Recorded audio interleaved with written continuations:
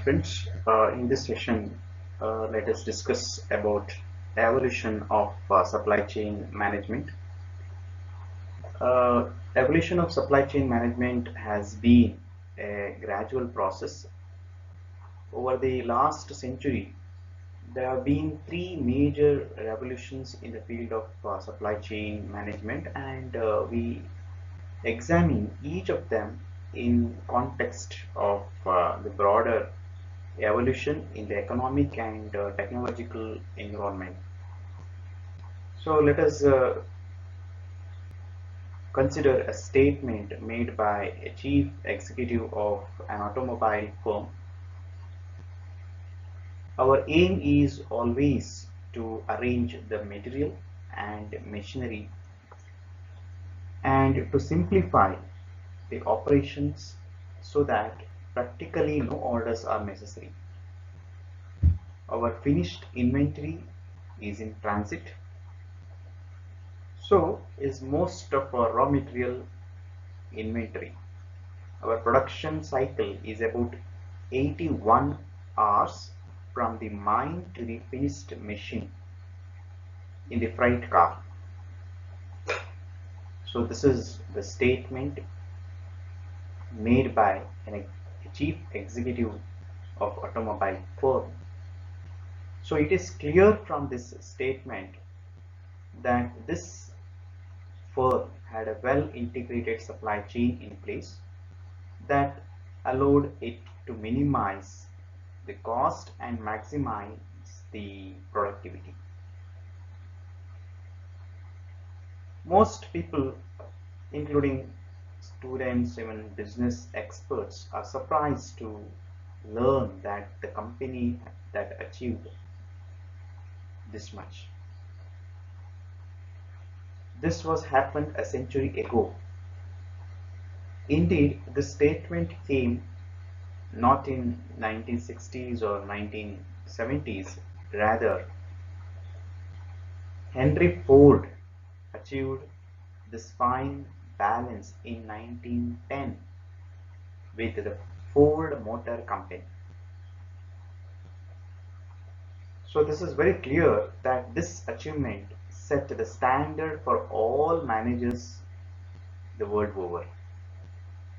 If such a well integrated and efficient supply chain was achieved a century ago, then the obvious question is, why are the managers still worrying about it? Before we look for the answer to this question, let us take a look at the evolution of supply chain management over the past century and try to understand the key dimension over which supply chain have evolved over the past century. There has been three major revolutions along this journey. The first revolution from the year 1910 to 1920, which is known as vertical integrated firms offering low variety of products.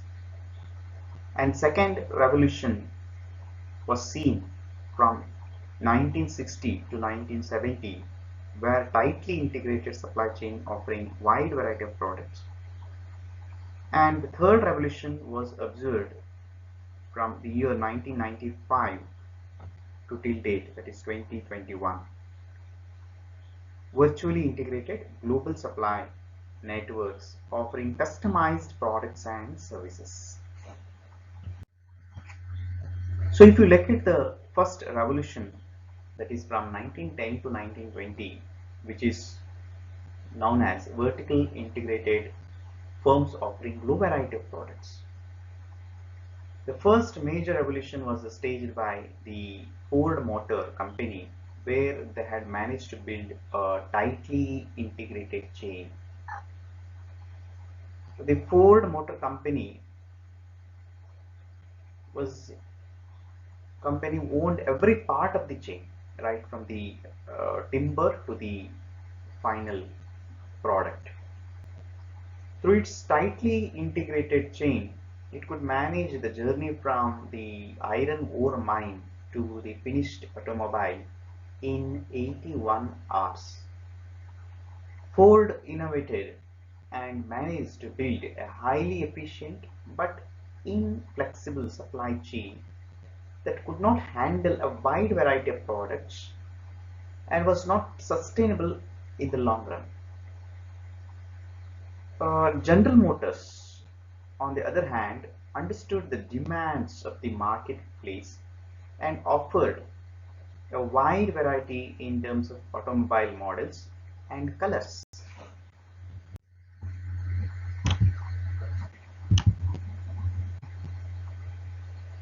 Ford supply chain required a long time for setup changes and consequently it had to work with a very high inventory in the chain. Till the second supply chain revolution, all the automobile firms in US, especially in Detroit, were integrated firms. Even traditional firms in India like Hindustan Motors were highly integrated firms where the bulk of the manufacturing was done in-house. The second revolution, which started from the year 1960 to 1970, which is known as tightly integrated supply chain offering wide variety of products. Towards the end of the first revolution, the manufacturing industry saw many changes, including a trend towards a wide product variety. To deal with these changes, firms had to restructure their supply chain to be flexible and efficient. The supply chain were required to deal with wider product variety without holding too much inventory. For example, the Toyota Motor Company successfully, addressed all these concerns. Thereby, uh, thereby, this company led the second revolutionary phase.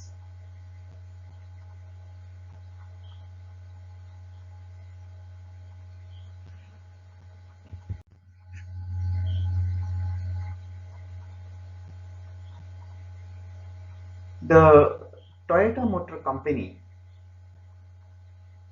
which was leading the second revolution in supply chain management, has addressed many issues and came up with ideas that allowed final assembly and manufacturing of key components to be done in-house. The bulk of the components was sourced from the large number of suppliers who are the part of KRS2 system. KRS2 is nothing but a set of companies with interlocking business relationship and shareholdings. The Toyota Motor Company had a long relationship with all the suppliers. These suppliers were located very close to the Toyota assembly plants. As a result, setup times, which traditionally used to take a couple of hours, were reduced to a couple of minutes. This combination of low setup times and long-term relationship with supplier was the key feature of second revolution.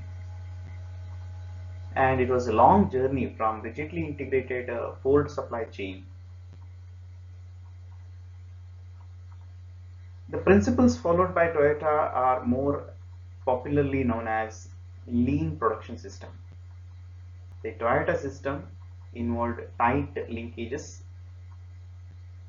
and even this company get into some problems in the later part of the century. Gradually, when Toyota and other Japanese firms tried to set up assembly plants in different parts of the world, they realized that they would have to take their suppliers also along with them.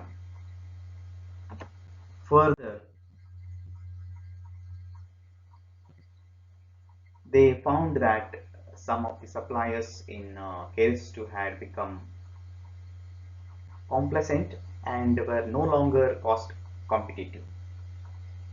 With the advent of electronic data interchange, which facilitated electronic exchange of information between organizations, it was possible for this company to integrate with suppliers without forcing them to locate their plants close to manufacturer's plant.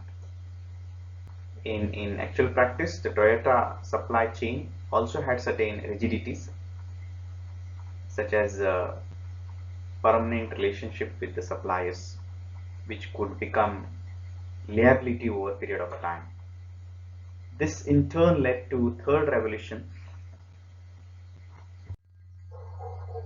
In the third revolution of supply chain management from 1995 to 2020 or 21, the virtually integrated global supply networks offering customized products and services, especially information technology, which is evolving faster than enterprises, and they found applications for some of the innovations. So this was the fuel for the third revolution in supply chain management. It will probably take at least a couple of years before we can fully understand IT-based model or IT-enabled model, which has emerged and begin to apply into all industries. However, we have enough information to get a reasonably good understanding of the third revolution. So we'll try to understand the key characteristics of third revolution using the examples of Dell computers, Apple, and Bharti Airtel. The Dell computers is the product based company, and the Apple combines product and service, whereas Bharti Airtel is a pure service organization. In each of these organizations, we can see different aspects of third revolution. Dell computer allows customers to configure their own laptops in terms of processors, video cards, screen size, and memory, etc., and track the same in their production and distribution system. Apple offers personal digital devices to its customers, and iPod is a classic example for that. But it is not just about the product. Apple allows the consumer to have a personalized user experience through the features and services. User can personalize the music and other media content on their device through the various features available on iPod. Similarly, Bharti Airtel allows services like My Airtel, through which the customer can have unique personalized experience. As one can see, we have moved to the stage where organizations offer a bundle of goods that led to personalized experiences, which would be of great value to individual customer. Value is unique to each customer, and therefore each customer would wish a customized experience to be fully satisfied with the value delivered to him or her. So in brief, we can say we have moved from single product, that is Ford company, to wide variety as offered by Toyota, to a customized offered by Dell or Apple or Bharti Airtel. So this is about the third revolution, and in the next session we will discuss about decision phases in supply chain management. Thank you.